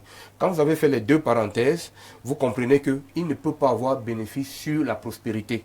Vous allez avoir 2-3 amis, 2-3 copines qui vont vous encourager, mais le business ne va pas prospérer. C'est pour ça qu'il faut réadapter la mentalité des jeunes Camerounais dans la formation et la création. C'est ce que la COUF a fait exactement au niveau du Cameroun, dans le secteur de l'entrepreneuriat social. Nous détectons un peu ce qu'on appelle les génies et le talent caché, parce qu'il y a des gens qui ont un talent, ils ont un génie, mais ils ne savent pas le développer. Qu'est-ce que la COUF a fait? La COUF a essayé d'abord de faire le truc le plus important, l'aptitude, c'est la confiance en soi. Il y a beaucoup d'entrepreneurs qui n'ont pas confiance en eux. Et ils se logent directement dans la vacation de suivi. Et quand on est dans la vacation de suivi, je vais prendre un exemple pour que les gens comprennent mieux. Le vendeur de porc à côté du bar, il fait plus de chiffre d'affaires qu'un ministre. Ça, les gens ne savent pas. Un vendeur de porc, le porc coûte, disons, 100 000, un porc. Il découpe le porc en 250 morceaux. 250 morceaux. Chiffre, et il vend un porc à 2 porcs par jour. Chiffre d'affaires, il fait 800 000 la journée, un vendeur de porc. Ça, on néglige. Les charges, il paye l'emplacement devant le bar 5 000. Il paye la lumière 5 000. Ça fait 10 000 charges. Il ne paye pas d'impôt parce que lui commence à partir de 18 h. Vous voyez qu'on a un super homme riche, mais lui-même n'est pas conscient. Pourquoi? Parce qu'il n'est pas adapté, il n'est pas formé. Il n'est pas adapté, il n'est pas formé. Qu'est-ce que ça veut dire? Parce que tout ce qu'il va gagner, il va les mettre dans les charges fixes. La mentalité de survie. On se comprend. Donc, il va vouloir construire tout de suite. Il va entrer dans 10 tontines parce que, avec le temps, on va expliquer pourquoi les Camerounais doivent aussi réduire les tontines. Parce que c'est des charges fixes. Donc, entre-temps, quelqu'un te dira que ça développe plutôt les tontines. La tontine de réseau développe. Il faut qu'on se comprenne. C'est ça que les gens soient un peu peur. C'est-à-dire la tontine de réseau, c'est les tontines où des gens cotisent des cagnottes pour lancer quelqu'un et on dit tu rembourses pas les bénéfices que tu as fait. Ça, c'est ce que les Nigérians font et ils le font aussi au Cameroun. Parfois, on appelle ça le slave walking. Tu travailles pour moi pour un temps, tu crées des bénéfices et à un moment, je te donne le capital pour relancer. Ça, c'est très très bon. Quand un Camerounais et un Nigérian vont en Chine, par exemple, il faut que vous sachiez que le Nigérian ne va pas directement à la boutique. Le Nigérian va voir le syndicat, s'il va acheter du téléphone, il va voir le syndicat des vendeurs de téléphones nigérians, des acheteurs de téléphones. Il veut les téléphones de 100 000, il dépose sa caution de 100 000. Et celui qui vient pour acheter les téléphones de 1 milliard dépose sa caution de 1 milliard. Le président du syndicat et son équipe vont négocier auprès du Chinois la fabrication des téléphones de la somme de tout ce qu'il a, il a pris pour les Nigérians qui vont acheter. Et ils achètent ça sur un prix imbattable. Et quand ils reviennent, ils revendent sur un prix identique sur le marché. Contrairement à l'entrepreneur camerounais qui quitte avec 10 millions. Ainsi de suite, ainsi de suite. Merci. Donc, c'est assez long pour expliquer. Merci Brice Manding. C'est ça le mardi entrepreneuriat. Hein. C'est une affaire des techniciens avec des exemples précis, comme vous avez eu à prendre là tout à l'heure. On va passer la parole à Parfait Ongene. Parfait Ongene, de manière régulière, le président de la République nous a appelé à entreprendre. Il a même demandé aux jeunes d'oser, de créer. Entre-temps, nous avons donc une difficulté, mais lorsque nous allons donc créer, nous avons donc notre thème de ce matin, la mentalité entrepreneuriale contre la mentalité de survie. On est certes entrepreneur, mais pour combien de temps? Je voudrais quand même déjà convoquer une nuance qui est très importante. Ce n'est pas parce qu'on dépense de l'argent que c'est mauvais pour une économie. Parce que John Menaik enseigne que pour relancer l'économie, il faut parfois accroître la dépense de consommation. Ça veut dire que celui qui a un business et qui oriente ce business-là, les bénéfices dans la consommation, fait plutôt du bien à l'économie nationale. Oui. Peut-être au niveau financier, c'est à ce niveau-là que lui, il aura des problèmes, mais lui, il aide l'économie nationale. Il faut donc dire que et puis, il faudrait également relever quelque chose ici, c'est que on n'entreprend pas seulement dans le secteur primaire, dans le secteur secondaire. Un entrepreneur, on retrouve les entrepreneurs dans tous les secteurs, que ce soit le secteur primaire, c'est-à-dire le secteur de la création, que dans le secteur des services, qui est le secteur des ventes et tout, ce sont des entrepreneurs. Il n'y a pas d'entrepreneurs uniquement pour la création. Il y a aussi des entrepreneurs pour la vente. Il y a aussi des entrepreneurs même pour le recyclage. L'idée de l'entrepreneuriat... Pour vous, tout cela, ce sont des entrepreneurs. Tous sont des entrepreneurs. Mais chacun est C'est-à-dire, spécialisé... si je m'en vais toujours acheter ma tomate à Obala, oui. Je viens la revendre au marché du Fundi, je suis aussi un entrepreneur. Vous êtes un entrepreneur. Au même titre que celui qui fabrique du chocolat. Vous avez juste des secteurs différents. Lui, il est dans le secteur de la production. Vous êtes dans le secteur de la consommation. C'est ce qu'Ibrahim lui condamne. Hein? Non. L'exemple même encore ici, ça va. Je pense que... Je ne veux pas couper sa parole. Voilà. Je pense que... Moi, je respecte la parole. Je pense que, de façon générale, nous allons parler des opérateurs économiques. Les opérateurs économiques, tous entreprennent. Il n'y a pas de restrictions dans l'entrepreneuriat. L'entrepreneuriat, c'est tout ce que vous mettez en place comme mécanisme pour créer de la richesse, pour créer de la valeur ajoutée et pour créer de la valeur ajoutée dans le fonctionnement de l'économie en général. On entreprend donc. Ça veut dire qu'une fois que vous impactez le tissu économique, de quelque manière que ce soit, vous êtes un entrepreneur. Parce que ce que vous faites agit durablement et considérablement dans l'environnement économique et participe à ce qu'on peut appeler à un moment donné le PIB ou le PNB. Parce que quand on parlait du PNB, le produit national brut, on parle même des richesses que les nationaux créent à l'extérieur et qui reviennent impacter sur l'économie nationale. Qu'est-ce que les nationaux peuvent créer à l'extérieur? Ça peut être des richesses liées au commerce, pas forcément à la production, à l'exploitation par exemple des mines et ainsi de suite. Non. Donc je voudrais que nous ayons cette nuance-là et pour davantage dire que on ne peut pas stigmatiser le secteur informel. Parce qu'en économie aussi et en matière de création d'entreprise, on parle de l'idée du projet. Quand vous avez l'idée du projet, vous y allez de façon évolutive, de façon progressive, pour atteindre un certain niveau. On ne peut pas commencer une entreprise pour ceux qui n'ont pas la possibilité d'avoir accès au crédit bancaire.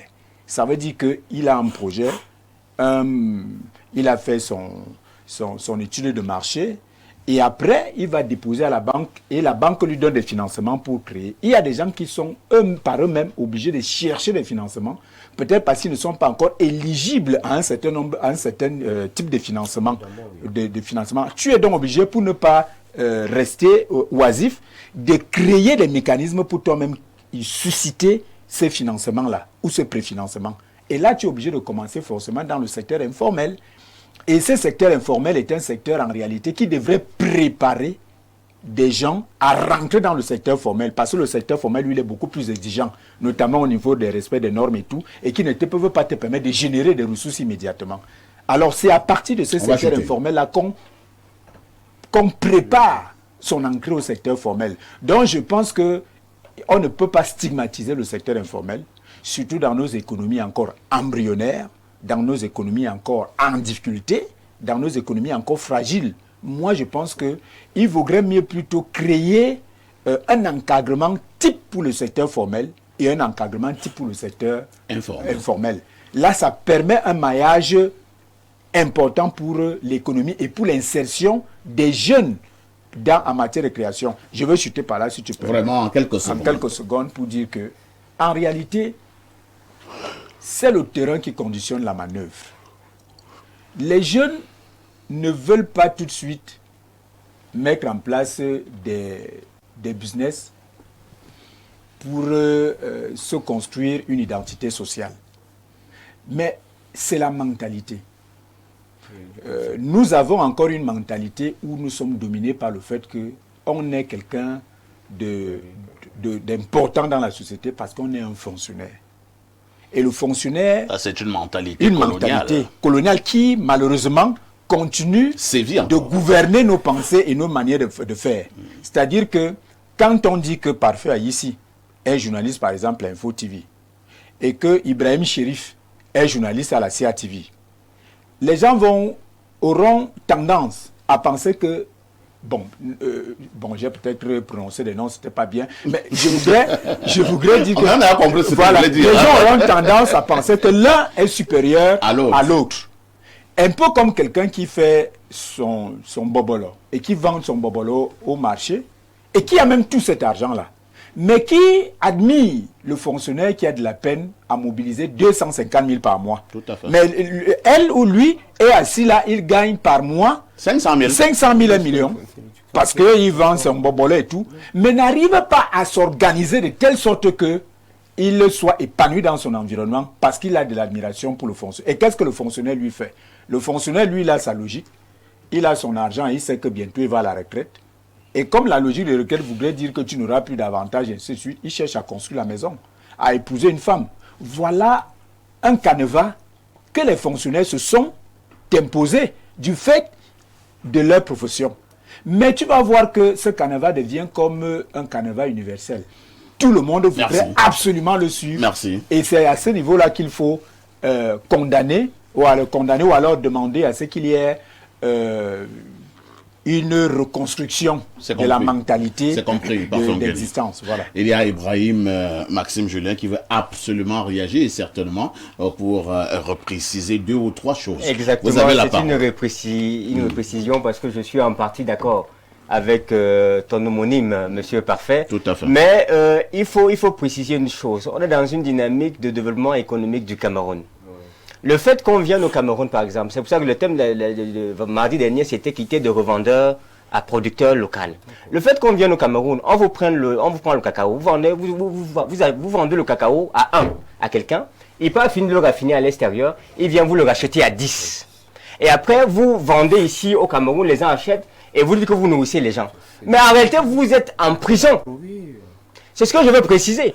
On ne peut pas avoir une masse entrepreneuriale. Je sais que l'entrepreneuriat aujourd'hui, l'informel, c'est une réaction. C'est-à-dire que l'environnement nous a conditionnés au fait qu'il faut nous battre. Maintenant, ce qu'on veut pouvoir déconstruire dans les mentalités, c'est qu'il faut vraiment, et c'est là, je vous encourage et j'appuie le fait que vous avez dit l'activité informelle doit être encadrée. Parce que oui, avant le formel, il faut l'informel. L'informel est fait pour tester, pour ajuster, pour améliorer avant de commencer à passer au formel où les choses sont mieux organisées. Mais la mentalité qu'on aimerait avoir, même au niveau des gens qui commencent dans l'informel, c'est la mentalité entrepreneuriale et non la mentalité de survie qui les amène, même quand ils ont 500 000 francs d'entrée, on ne ressent pas l'impact parce que lui, c'est qu'il est en train de survivre et il gère ses affaires. Et c'est là où il faut interpeller les entrepreneurs pour pouvoir changer. Donc c'est ce que je voulais préciser. Merci.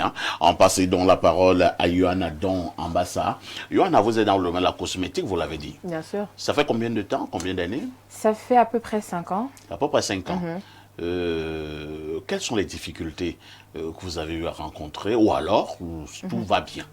Je ne peux pas dire que tout va bien parce que si on vous dit un jour qu'un business va bien, ça veut dire que tout va mal. Donc on trouve toujours des difficultés dans les business, mais on cherche toujours le moyen de s'adapter. Personnellement, quand je vais emboîter avec ce que mes compagnies sont dit aujourd'hui, pour ma part, je pense que tout le monde n'est pas appelé à être entrepreneur. Ah bon? Et de nos jours, tout le monde veut être entrepreneur. Ça, c'est ma vision des faits. Donc, si tout le monde devient entrepreneur, pour moi, qui sera plombier, qui sera électricien, qui sera professeur, qui sera médecin, qui sera. Donc, moi, par exemple, quand je commençais dans l'entrepreneuriat, il faut qu'on comprenne qu'avant cela, j'étais d'abord médecin biotechnologiste. C'est-à-dire que je suis dans les laboratoires. Donc, je suis allée en formation. J'ai appris... Vous êtes d'abord médecin? Médecin biotechnologiste. Donc, je ne suis pas à l'hôpital, il je y suis au a laboratoire. une nuance. Il y a une nuance, c'est deux choses différentes. Voilà, donc ce qui veut dire que moi, j'ai suivi une formation.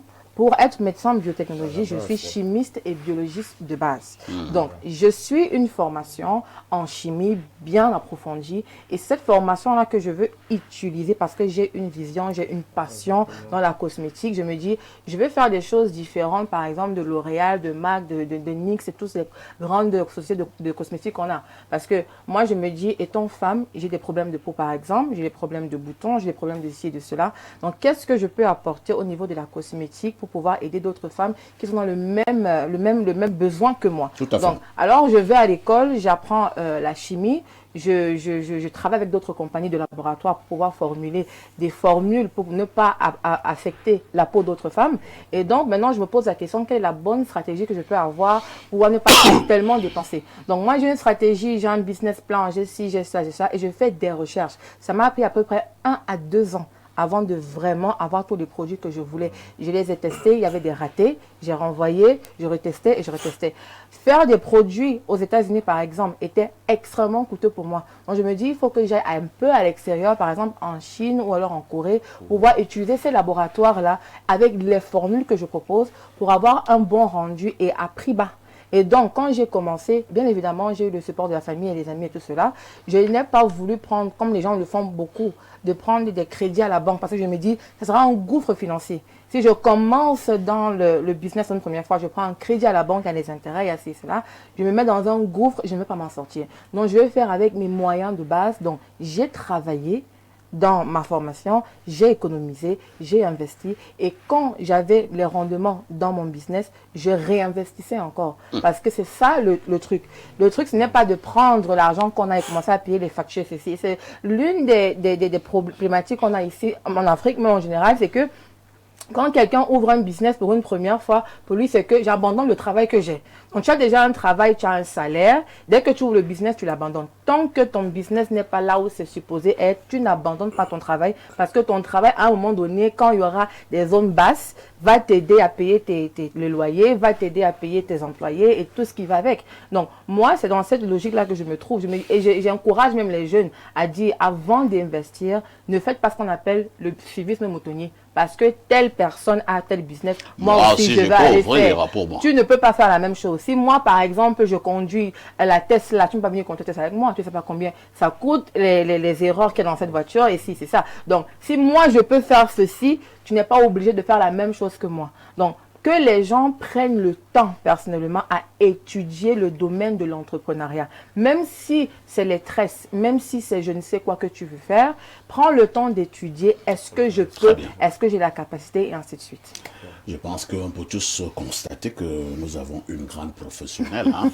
Elle parle de ce qu'elle fait et non ce qu'on lui a dit. C'est ça le mardi entrepreneuriat sur Info TV. Alors, vous vous situez à quel niveau dans notre débat de ce matin, la mentalité entrepreneuriale contre la mentalité de survie? Vous êtes à quel niveau? Je suis au niveau de l'entrepreneuriat, non de la survie. La survie. Elle a dit l'entrepreneuriat et non. Et non la survie. Et non la survie. J'ai cru que vous disiez la survie. Non, je suis dans l'entrepreneuriat, non la survie. J'allais être un peu déçu. Merci, Johanna. Alors, Alain Douk, quel est votre regard sur ce grand débat de ce matin, au moment où certains pensent que le fait de mettre sur pied quelque chose, n'importe quoi, vous êtes déjà entrepreneur? Oui, je veux saluer cette contribution de ton homonyme et tu permettras, et les autres aussi avec, que j'ai plutôt une approche philologique du sujet pour dire ce que moi je comprends de lui. On a une mentalité qui vient de mentis, ou mens, l'esprit, l'intellect entrepreneurial, adjectival substantif venant lui-même d'entrepreneur, qui est à corréler avec entreprendre. Alors c'est quoi entreprendre? C'est initier des choses, lancer des projets, poursuivre quelque chose. C'est ça entreprendre.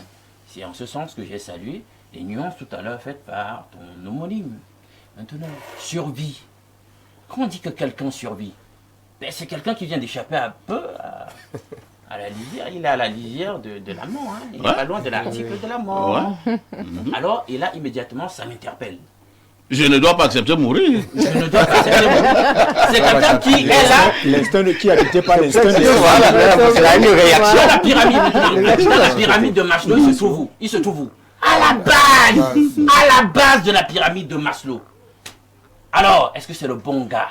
Non, c'est un animal. Ou entreprendre. Non, moi c'est mitigé. Hein. Oui et non, justement parce que c'est mitigé. Justement, il va initier des choses s'il veut justement s'éloigner de l'article de la mort.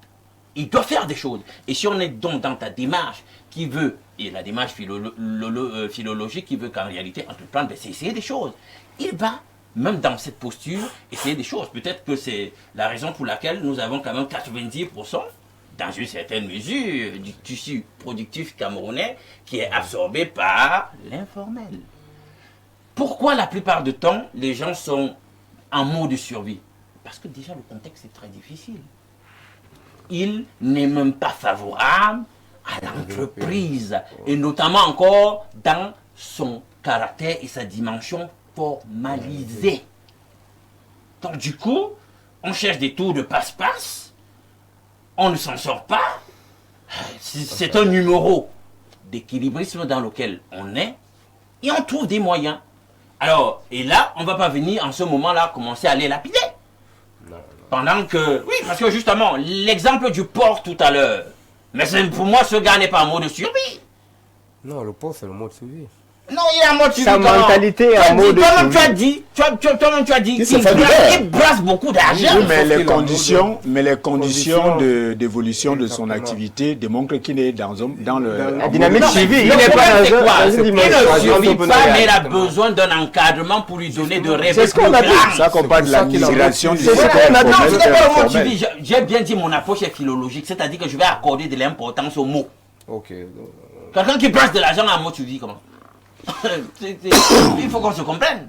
Donc là, on peut donc interpeller à ce niveau donc l'ingénierie de l'accompagnement. Je pense que c'est toi qui... Il faut accompagner les gens pour dire, tu brasses beaucoup d'argent à ce niveau. Est-ce que tu ne sais pas que tu peux passer à autre chose? Tu peux passer à un cran, deux crans au-dessus de ce que tu es en train de faire. Voilà une palette d'activités que tu pourrais associer à ton activité. Voilà comment tu pourrais formaliser, recruter beaucoup plus de monde. Voilà où la démarche en question pourrait t'amener, etc. Voilà comment tu pourrais structurer. C'est ça. Et cette dynamique d'accompagnement relève donc de l'économie politique. Donc, d'une manière ou d'une autre, on peut interpeller donc les responsables de la gouvernance sur la façon de veiller et de penser à accompagner ce type de personnes. Parce que non, la structure existe, il y a un cadre institutionnel et structurel qui existe, effectivement. Mais bien, pour sortir parfait, l'enjeu ici serait donc vraiment, même en situation difficile, qu'on se donne les moyens, individuellement, collectivement, institutionnellement, économie, politiquement, pour passer du mode de survie au mode d'entrepreneur, non pas seulement unisectoriel, parce que, comme il fustigeait, nous sommes trop dans la logique des services et du commerce. C'est le tertiaire. Or, pour glaner aussi un certain nombre de devises et rompre avec la logique de dépendance qui extravertit notre économie, on doit créer de la plus-value par ici. Donc il faut structurer l'économie dans le sens de l'industrialiser. Il faut donc de vraies unités de production pour que notre bois, ce ne soit plus les grumes qui sortent, pour que lorsque les meubles reviennent, lorsque le contreplaqué, je ne sais pas moi quel produit semi-fini ou fini, on a souvent du bois, on nous vend ça à des prix vraiment exorbitants. Or, nous aurions pu structurer l'économie, l'industrialiser, de telle sorte qu'en réalité, ce soit nous qui vendions de tels produits à l'étranger. C'est de ça qu'il s'agit. Ou que nous consommions nous-mêmes ce que nous avons produit, au lieu d'aller chercher ça à l'étranger. Nous repartons au niveau de notre messagerie. Hein. Bonjour parfait et à tout le panel, s'il vous plaît. Besoin du numéro de Monsieur Onguené. Merci. Appelez-moi après l'émission. Hein. J'espère que c'est pour une noble cause. Bonjour perfecto. Le Monsieur Branla. Non, je ne peux pas lire. Il faut vous adresser de manière polie à mes invités. Bonjour, moi je m'appelle Dimitri, je vous suis depuis Yaoundé Cansonel. Bon, c'est tout ce qu'il a trouvé à dire ce matin. Merci de nous suivre. Quelqu'un me dit seulement ici, bonjour parfait ici. D'accord, c'est également un choix. Un autre message, hein. Bonjour le sac de modérateur. Après avoir apprécié votre belle cravate grise blanche assortie à votre belle veste grise, je vous félicite pour tes panélistes de qualité. Oui, c'est pas une veste. C'est très beau, hein. En veste aiguille. C'est pas une veste intérieure. C'est pas une veste intérieure. Alors, il continue en disant, j'ai trop aimé les interventions de tes nouveaux invités. Monsieur Ibrahim a du pain sur la planche. Bref, j'apprends beaucoup à travers cette émission de mardi entrepreneuriat. Je serai bientôt entrepreneur. Allez de l'avant. Merci bien. C'est Abdoulaye Dongwaikele qui envoie ce message.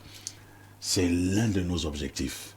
Si au finish, on peut susciter des vocations. Si au finish, on peut avoir de plus en plus de vrais entrepreneurs. On aura gagné...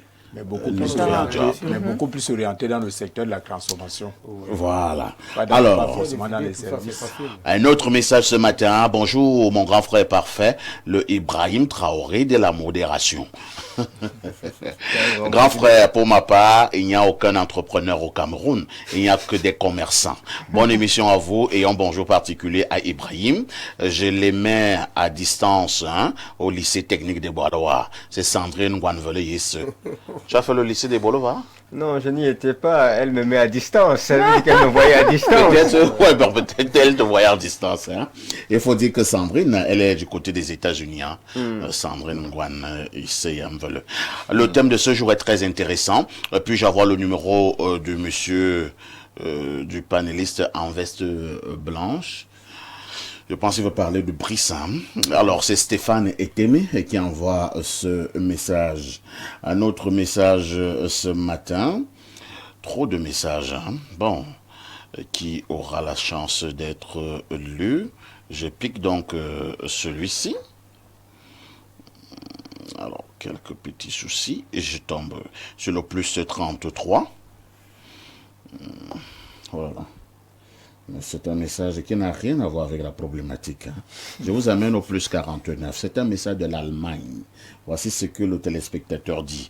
Bonjour El Perfecto et à ton plateau. Monsieur Parfait, ici, tu sais que je ne réagis pas beaucoup les lundis et jeudis, car je ne suis ni politique ni spirituel. C'est pourquoi je dois me rattraper les autres jours avec de petites dissertations. Ouais, tu es en train de me flatter. Parce que vraiment, tu as envoyé une Bible. Voici la différence entre la mentalité de survie et la mentalité entrepreneuriale en se référant au Cameroun. Il dit 1. La mentalité de survie, très répandue, avait pour objectif principal manger aujourd'hui, payer le loyer, tenir jusqu'à demain, caractérisée par une vision à court terme, activité souvent informelle, peu ou pas de planification, prise de décision dictée par l'urgence. 2. La mentalité entrepreneuriale avec pour objectif principal construire quelque chose de durable et scalable, caractérisé par une vision moyen, long terme, planification, même simple, calcul des coûts, marge, croissance, acceptation du risque calculé, réinvestissement des bénéfices, apprentissage continu. Merci pour la lecture de ma petite dissertation. C'est Kenzo du côté de Paris, depuis Brême. Très bien dit. Merci Kenzo, c'était intéressant. Un autre message ce matin, que dit ce téléspectateur. Alors, j'aimerais souligner le fait que l'Afrique est le fer de lance de la révolution mondiale. C'est bien beau de le dire, hein, mais ça dit, tu es couché là, tu dis ça, Et après, tu continues à jouer au Ludo. Tant qu'on restera dans cette mentalité aussi, parce que c'est aussi une mentalité, on ne sera jamais faire de de survie ni d'entrepreneuriat, je sais pas comment. C'est resté dans l'esprit. C'est comme un décret. Tu décrètes étant couché. Alors, quelqu'un nous dit ici, sur 225, comme message de la Côte d'Ivoire, Shalom El Perfecto, le paragon du journalisme africain et international. Shalom à ton panel, aussi exquis que pointu, du latin prerendere, et qui signifie saisir ou prendre en main. Le lexème entrepreneur désigne une personne qui apporte des réponses ou solutions concrètes à des problématiques sociétales, tout en générant en contrepartie un chiffre d'affaires. Pour le véritable entrepreneur, le chiffre d'affaires n'est pas le but, mais le moyen. Le bien-être de l'humain, lui-même y compris, étant au centre de sa préoccupation, la dimension anthropologique distingue l'entrepreneur des autres. N'est donc pas entrepreneur qui veut, mais qui peut. Son stimuli, c'est la passion, et cette passion lui infuse de la résilience face au vent contraire. C'est l'afro-optimiste, JJ Guy d'Abidjan, qui envoie cette contribution. Alors, Brice Mandeng, que ce soit l'entrepreneuriat, la mentalité entrepreneuriale ou bien la mentalité de survie, n'avez-vous pas l'impression que l'ordre gouvernant, l'État devrait effectivement mettre un accent tout particulier? C'est bien beau que le président de la République puisse encourager les uns les autres à entreprendre, mais est-ce que le gouvernement met des mécanismes pour faciliter cet aspect des choses? Moi, je pense qu'il y a assez de stratèges au niveau du Cameroun pour mettre des programmes entrepreneuriaux. Sauf que, comme on dit souvent, les choses ne suivent pas à bon temps voulu. Et justement, le rôle de l'État, c'est de sensibiliser, sanctionner, motiver et adapter les projets. Maintenant, comment le faire s'il n'y a pas des panels d'écoute, à part comme ce que vous créez? Imaginez si tous les jours, il y a des panels d'écoute, il y a des panels de transformation de mentalité. Parce que je pense, je veux sortir un peu du sujet. Il faut déjà dire que c'est la seule émission au Cameroun en télévision où on fait la promotion de l'entrepreneuriat. La seule. Mais c'est une émission également qui n'a pas véritablement l'écoute de l'ordre gouvernant. On trouve que tous les mardis, nous sommes là en train de plaisanter. Non, les choses se font, monsieur Parfait, les choses se font à bon temps voulu. Vous voyez, aujourd'hui, elle vient des États-Unis. Tout à fait. Moi, je sors d'un forum à Rio de Janeiro où mon sujet était, je représentais le Cameroun à ce forum où le sujet était sur l'économie et l'impact des communautés dans le bénéfice. Qu'est-ce que les communautés gagnent au travers des sociétés qui viennent investir dans leur localité. On peut le réadapter au niveau du Cameroun de façon simple, c'est-à-dire il faut que vous sachiez aussi que l'État est débordé. L'État est débordé parce que tout est urgent. On est dans un pays où tout est urgent. Et il y a quelque chose qui peut redynamiser l'entrepreneuriat. La symbiose avec la diaspora, il ne faut pas la négliger parce que la diaspora a ce qu'on appelle une valeur ajoutée. Nous avons également une émission ici, la seule émission également en télévision, où tous les mercredis, nous parlons rien que de la diaspora. C'est la seule. Parfait. La diaspora vous aime bien. Moi, non, le tout n'est pas de dire elle m'aime bien. Elle m'aime bien. Elles connaissent tous vos petits noms et tout. Donc, la seule émission également au Cameroun en télévision par les diasporas, c'est sur Info TV. Oui. Moi, j'ai écouté Yohan développer et c'est tellement curieux parce que j'ai envie de lui demander comment tu as fait, mais elle explique tout parce que ça fait partie de son expérience personnelle. Elle n'a pas adapté en passant par un mode de suivi. Sauf que il faut que les gens sachent que la suivi ici commence au niveau de la mentalité. Ce n'est pas toujours le chiffre d'affaires. Parce que la même, Yohan, vous la mettez dans un pays désertique, elle va créer de la richesse. Tout à fait. Parce qu'elle regarde l'opportunité, elle fait l'étude, pas l'étude du marché, l'étude de l'opportunité. Vous savez, 99% d'entrepreneurs échouent parce que vous avez fait une magnifique étude de marché, vous avez le capital, vous avez du potentiel, vous avez mis tous les risques de côté. Et quand vous ouvrez votre entreprise, il y a le seul risque que vous négligez. Vous allez me demander qu'est-ce que c'est? Naturellement. Le risque du personnel. Est-ce que vous étudiez l'éducation, la mentalité de ceux qui viennent travailler pour votre entreprise? Beaucoup d'entreprises au Cameroun, on ne le dénonce pas assez. Beaucoup d'entreprises tombent parce que le vendeur, au capital humain. L'employé n'est pas adapté à votre structure. Et justement... Et n'a pas votre vision. N'a pas votre vision. Et il n'y a pas de formation pour ça au Cameroun, malheureusement. Amener des gens qui ont de la vision pour des patrons. Parce que tout le monde aimerait être patron. Vous êtes en concurrence avec vos employés, vous êtes en concurrence avec les concurrents d'à côté, c'est compliqué. Donc, pour revenir à ce que vous étiez en train de demander au niveau de l'État... Et en chutant. Oui, qu'est-ce que l'État peut faire? L'État peut juste, vulgariser la promotion et adapter, c'est-à-dire adapter le sujet de l'entrepreneuriat au plus profond de tout ce qu'il met en pratique dans ces communes, en passant par les mairies. C'est le rôle des mairies de le faire justement. Essayer de créer des richesses qui peuvent permettre que le développement soit fait par secteur. Parfait, on gagne dans un pays pauvre et très endetté. Il paraît que c'est le cas du Cameroun, votre pays, le mien aussi. Que devons-nous faire pour que nous sortions véritablement de l'entrepreneuriat de survie où on doit vivre, pour parler comme au quartier, là. Mais parfait, il me semble que vous avez oublié la date historique de 2006. Vous ne savez pas ce qui s'était passé en 2006? En 3 février. Voilà, le Cameroun avait atteint le point d'achèvement de l'initiative PPTE. Ça veut dire qu'on n'était plus payé endetté. Mais vous reprenez le même vocabulaire. Vous maîtrisez le niveau d'endettement du Cameroun à l'heure actuelle. Je suis sûr qu'il est de double 2006. En réalité, c'était pour vous dire, bon, ça, ce sont des... Voilà. Il faut rappeler que, dans un premier temps, oui, nous devons construire ce qu'on appelle l'infrastructure morale. Reconstruire l'infrastructure morale. Pour essayer de faire intégrer l'idée même de ce que la fonction publique et les concours administratifs ne sont pas des panacées pour notre société. Vous pensez qu'il est temps que ce langage-là entre dans le cerveau des jeunes? Non pas seulement des jeunes, et même des dirigeants de notre pays. Parce que lorsque, je m'amuse souvent même dans nos réunions politiques, quelqu'un qui est sorti de l'ENAM, vous êtes peut-être plus militant même que lui, mais lui, il a plus de la considération dans le milieu politique que vous. Tout à fait. Alors, vous comprenez qu'il y a encore un schisme à ce niveau qu'il faut combattre. Il faut combattre la mentalité selon laquelle la fonction publique est le principal instrument de régulation de notre société. Il faut donc également arrêter, parce que vous savez que c'est aujourd'hui que ça porte la noblesse. Mais avant, quand on était entrepreneur, on les appelait les fémans.